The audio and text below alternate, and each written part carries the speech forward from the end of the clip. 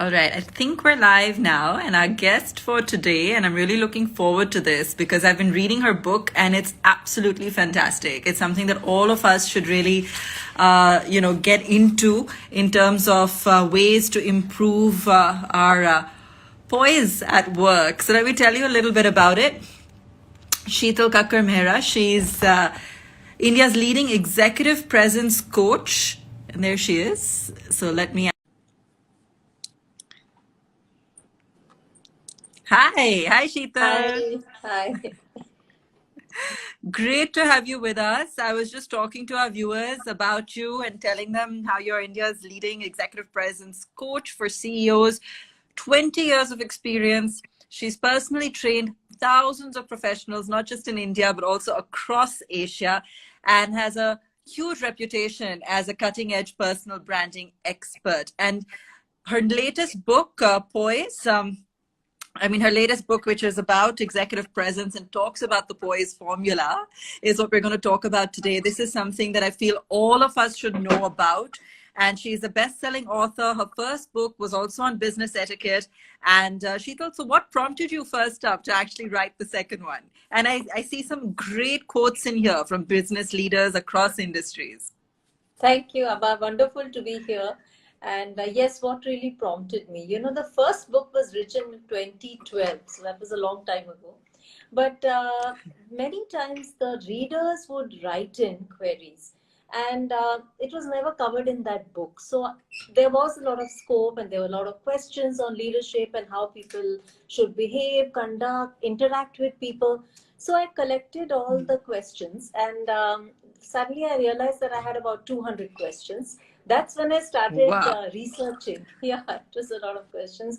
That's when I started researching on what is executive presence. And interestingly, Abba, all the books on this topic have been written by foreign authors, US, UK based Right. authors, but who have never visited Indian workplaces and don't understand our cultural connotation, finer nuances of doing business in India. So I Exactly. started researching. It took me 3 years. I spoke to about 120 business leaders, 60 of whom have given wonderful quotes. And finally, it took me 3 years, and the book is ready. And yes, I hope that it has addressed all the questions of the readers from the earlier book and all my workshops. That's amazing. Congratulations, first of all. Thank And you. I can personally vouch for this because I've been reading it. And you're right. I mean, it's been a while since your first one. And a lot of things have evolved as well in terms of perhaps how much importance and significance is being given to something like executive presence today and how it really helps you climb in your career. I want to jump right in. I mean, what I love about the book is it gives you tangible tips on how to really, how to really carve out your personal etiquette, your personal style. First, I want to address what poise is all about. You've talked about physical, online, influencer, stage, and engagement presence. You know, is there is there a weightage as to how important each of these are, or do you really need to work on all aspects as you've Um, mentioned here? Honestly, I think it's a diagnostic tool, okay? Because it helps you understand your strengths and areas of improvement. So, if I was to take the entire poise formula and sum it up, I would say it'll help you demonstrate your ability to get a job done. And these are the aspects of leadership, of things that people are looking for in a leader. And the poise formula somehow fell into place, where the P stands for your physical presence. And I think that's very important. There are two aspects to physical presence, but both are very strong non-verbal communication tools. One, of course, is your attire, and the second is your body language. Now, attire is important. If you really think about it, Ava, when people are constantly thin slicing, it's human nature to look at somebody and start passing judgments, whether you're vocal about it or not, but you're constantly passing judgments. We Sure, do it all the time. sure. And when somebody walks in through the door, your visual is a very integral component of your impact, at least first impression. And first impressions do make a difference. They do, it definitely gets your foot in through the door. So clothes create impact, and lots of research has gone into showing how clothes even work at a biochemistry level. That means when you know you're looking your best, somehow you are very confident. All of us have experienced that moment when somebody compliments us and says, "Hey, that's looking superb on you." Somehow that whole day you walk on a cushion of air. So yes, Yeah. in first impressions, your attire matters. And also it sends a strong, powerful message that I'm serious and I mean business. But one has to dress appropriately for your industry, for what others expect you to wear. So it's not about a suit or a tie or a scarf or a piece of jewelry. But I would say it is about sending out a strong professional presence, a message that says, I'm serious and I mean business. Second, of course, Nice. is body language, Go which ahead. Go is ahead. Yeah. Yeah. Yeah. yeah. So second is body language, which is very important, a strong tool. And I really studied the body language of winners, whether it is the eye contact that they maintain. You know, I spoke to several CEOs. They may have given me just a few minutes of their time in their busy schedule to answer my questions. But in that few minutes, I felt as if I was the only person on the planet at that time because they gave me their 100% attention, strong eye contact. So that matters. Also, deeper aspects of body language, like ability to read other people. You know, many times people say, oh, leaders can read other people. Now, what are they actually reading? What they are reading is micro expressions. You know, things that fleetingly go across your face, which many of us don't capture. So I think what is Sure. very important is the ability to take non-verbal cues, because a lot of communication is actually non-verbal. The body Yeah. communicates True. very effectively. Something which I feel has been compromised in the current times, because we are constantly on a screen and only seeing about one fourth or one third of a person's body at any time. So True. gestures are compromised, fidgeting is compromised, micro expressions we can't see. But yes, body language matters. So yes, what are the tools? What are the tips, tricks? Whether it's deception or it is lying or it is somebody, so various aspects of body language have been covered. Aspects. The Okay. oh I yes, want to. We'll come back to the others as well, but I wanted to kind of jump into some of the you know tips you've given for entrepreneurs in this. And I mean, I think you've addressed some of the dress code bits, but for new age entrepreneurs for whom the traditional aspects of physical presence may not necessarily apply, how should they go about it? Because they want to, of course, still show that they're serious about what they're doing, but that they're also creative, or it's they're not necessarily in a hardcore corporate executive setup, but they have to find that balance. Just because they're an entrepreneur or startup doesn't mean that everyone has to dress like Steve Jobs, right? no. I think it's very important for entrepreneurs to evolve a personal signature style. Companies have dress codes, right?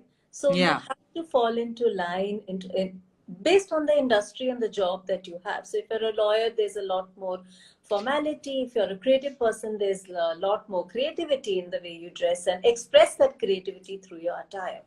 On the other hand, entrepreneurs definitely need to have a personal style.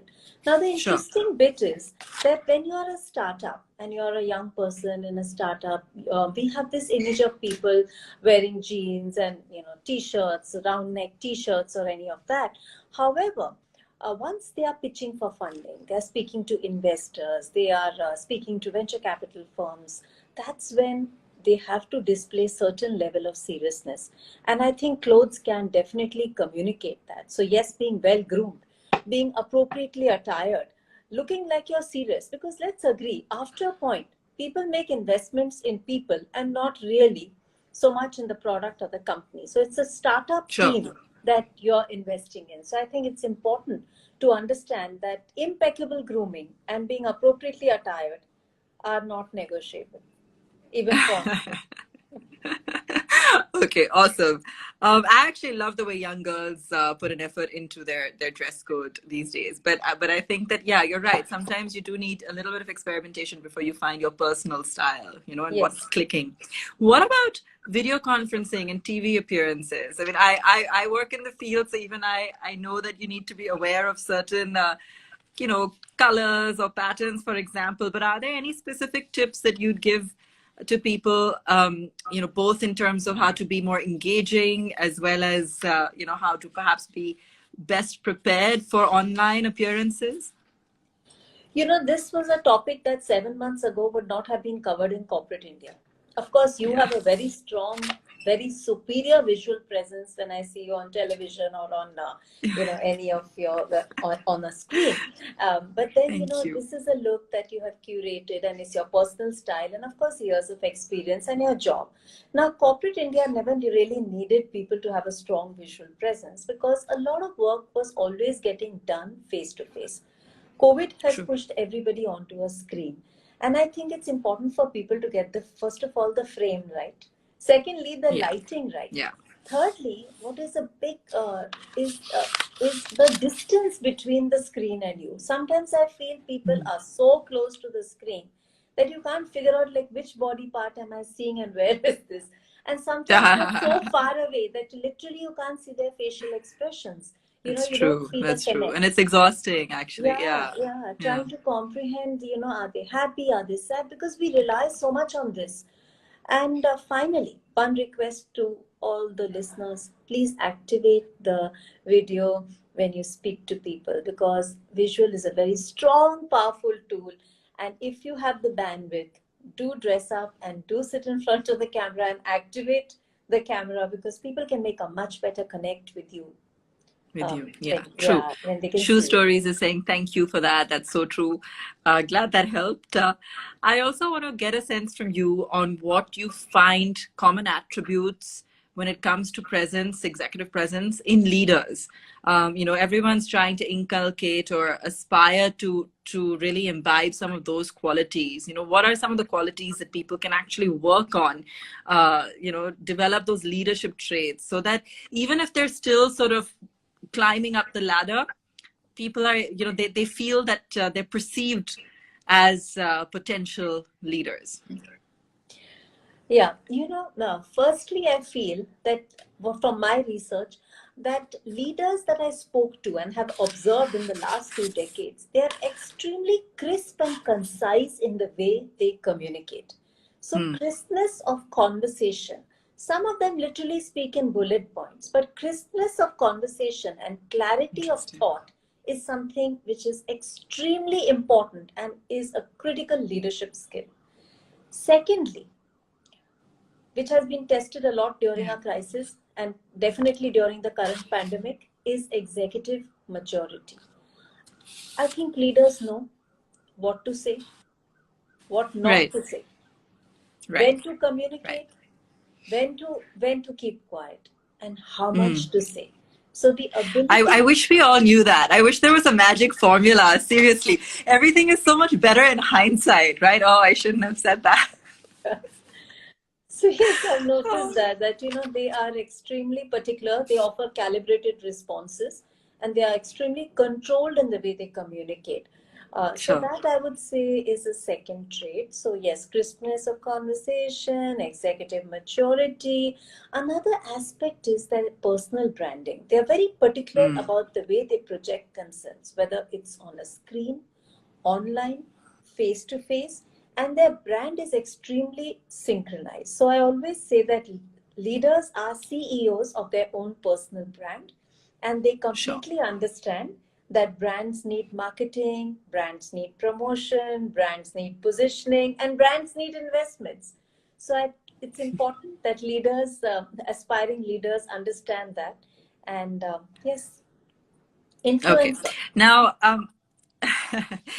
Another interesting chapter in the book, and by the way, for all of you who've just joined in, we're discussing executive presence, Shital's new book here, is on building online presence. And yeah, and I'm focusing a lot on this, Shital, because it just seems to be so much more relevant today, right? And I know a lot of people are dealing with this because we also get a lot of questions on this. I know there's a lot to talk about, but on the surface, if you can share with us some key things that one can start to keep in mind when building an online presence, and also why you think it's so important. I mean, it seems to be pretty obvious, but there are still some people who feel that a perfunctory social media account is just about okay, but it involves a lot more work, actually. It's become extremely important in the last Yeah. decade, I would say. And in the last few months, it has become even more important. For the simple reason that people meet you before they meet you, whether it's your personal life or your professional life. And based on what they see True. on the screen, they form opinions of you. Whether they want to hire you, they want to retain you, they want to do business with you, or even if they want This to is true. interact with you. So your online presence by default has become an influencer skill. Secondly, of course, as leaders, it has become a bit of a fishbowl existence, as we've even seen in the It's last few true. months, that every Yeah. post is up there and is a public post, and people can Yeah. comment on it and they can say things for and against it. So yes, you have to be open to that. But I think what is very important is that you should be able to curate your online presence. So what is it that you really want to present? Secondly, Okay. there have to be opaque walls between your personal life and your professional life, because many Sure. times you can you have a life and you have decided to lead it in a particular way, but Right. everybody does not need to have access to that life. So your personal life, your friends, how you party, where you party, how much you party, Sure. only people who know you very well, your inner circle, needs to have access to that.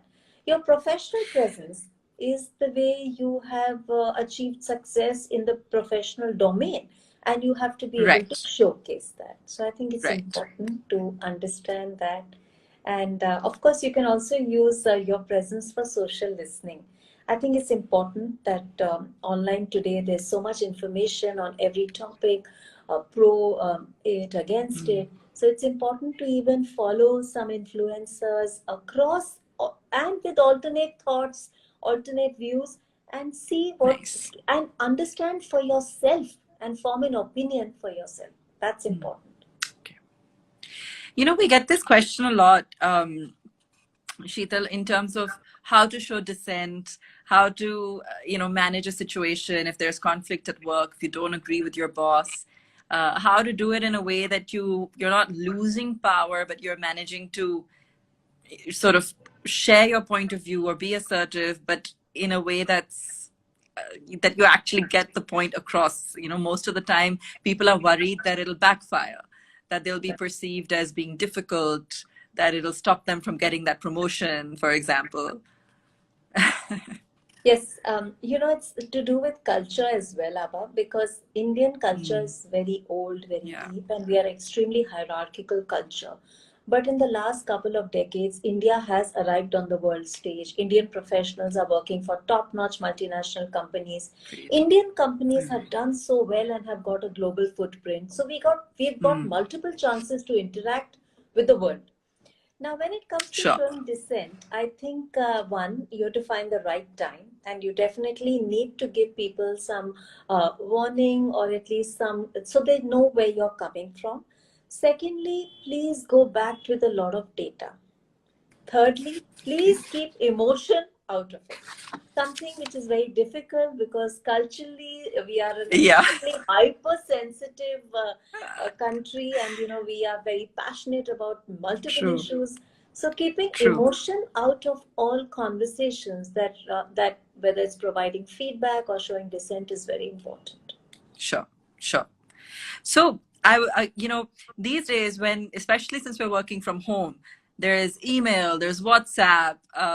Yes, people can even find you on social media, which is okay, I think less so in the sense within an office environment. It would more likely be on email or WhatsApp, whatever. But how do you create boundaries? as a boss or an entrepreneur, you may want to actually be able to access your team at certain points of time when they may not find that it's that it's appropriate. But if you turn the tables, you for example, like if you're just an employee, uh, you might want to have some clear boundaries. How do you sort of as a team set certain things in place? It's a top-down approach.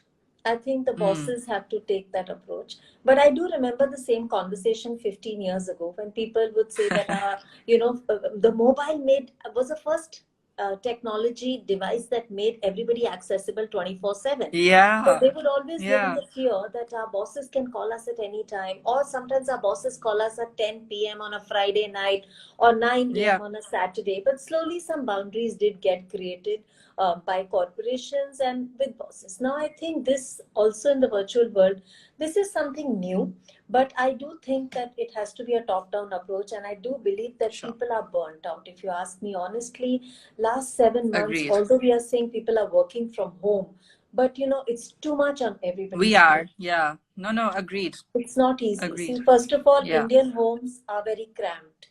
Real estate cost is very high in India. So multiple Yeah. people are working from the same home. Also, we are multi-generational homes. So we have older people, staff, three Yeah. generations living Yeah. together. So it's not that we have defined spaces. So space is a problem. Infrastructure is a problem. Even in my Mm. personal case, I can tell you the bandwidth in my office was absolutely ideal for doing video conferencing and for doing my coaching programs or using technology. But at home, I didn't make that investment. Mm. Finally, I had to upgrade, a couple of Yeah. months ago. So we Yeah. don't make that investment. So I think it's important. And also, I think micromanaging is passé. The new world order will emerge where everybody will have to take ownership for their work. And Sure. slowly but surely, bosses have to let go, define the Sure. goals, give the deadlines, and then give people the flexibility and the freedom to deliver at their own time. Sure. And Fair enough. Fair enough. So finally, Sheetal, I wanted to ask you about the importance of networking, like networking with a purpose, as essential to your growth. I also want to read out of, some of the tips you've given. You've said, because it's important, I feel, but, in the new age equality scenario that we're all living in.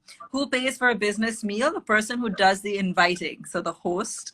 Who holds the door open? The person who reaches the door first holds it open for the one following. And I want to ask the viewers, I mean, because women will usually expect that, it'll be held open for them. Who should carry the heavy bag? Any gender will offer the overloaded co-worker, which again I agree with. We do that at work as well with our technical teams. Who pulls the chair in a restaurant? Neither is expected, but you can expect an elderly or a physically disabled person.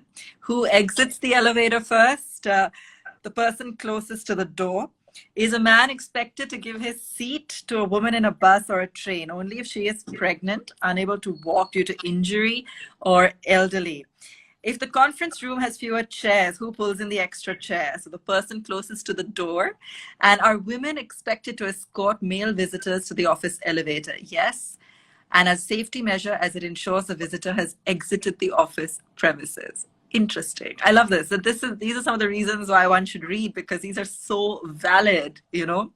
And I think it's important because I don't think many corporates actually define some of these things. I think it would be most helpful for people to understand where the lines are to be drawn. And I think it's also important because today networking has become part and parcel of being at the helm of any growing business. And I want you to share a little bit more on that. yes, what you read out were my thoughts on how businesses have become gender neutral, and there are no men and women in the workplace, only professionals. But networking, yes, is very important. I think it's a net worth of your contacts, Yeah. and interestingly, because of the fact that lots of people have moved online, there are multiple avenues for people to network even online. Of course, Mm. face to face continues to be important because After a point, every relationship has to transition to a face-to-face interaction. But having Yeah. said that, in the last few months, we have noticed that we've connected with a lot of people. Yes, online has made the world flat. Today, sitting in Mumbai, you can speak to anybody from San Francisco to Tokyo to Shanghai to anywhere in the world. So it's given you multiple opportunities to talk to people, have wonderful dialogues with people. Technology has been a big game changer when it comes to networking. Having said that, we still need to have good interactions with people. We need to have a strong core foundation of our network. This is something which a lot of people ignore.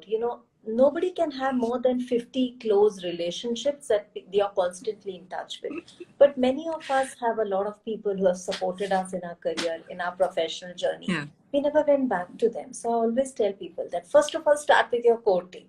Who were your supporters? Who were your pillars of strength? When did you last connect with them? Keep a regular connect with them and also understand, customize your networking.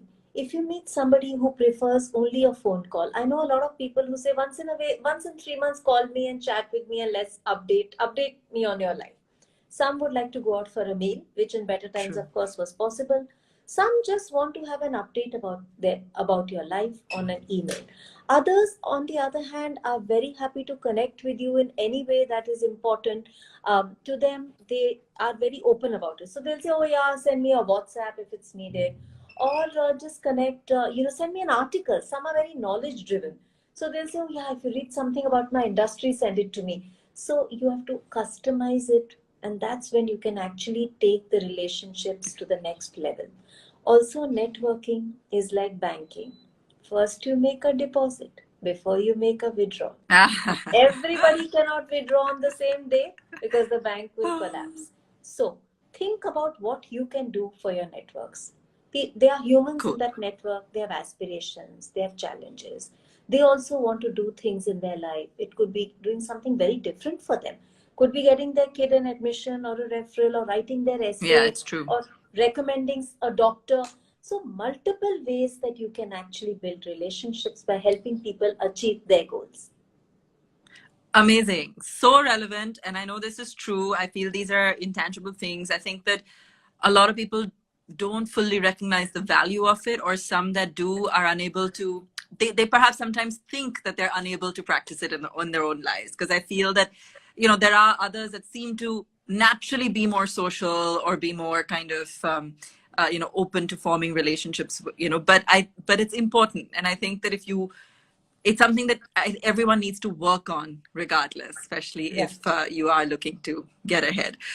Shita, thank you so much. It was a pleasure talking to you today. And from the comments coming in, I can clearly see that it's already been beneficial. And I hope that people will pick up a copy of the book. It's already selling fast, I hear, online.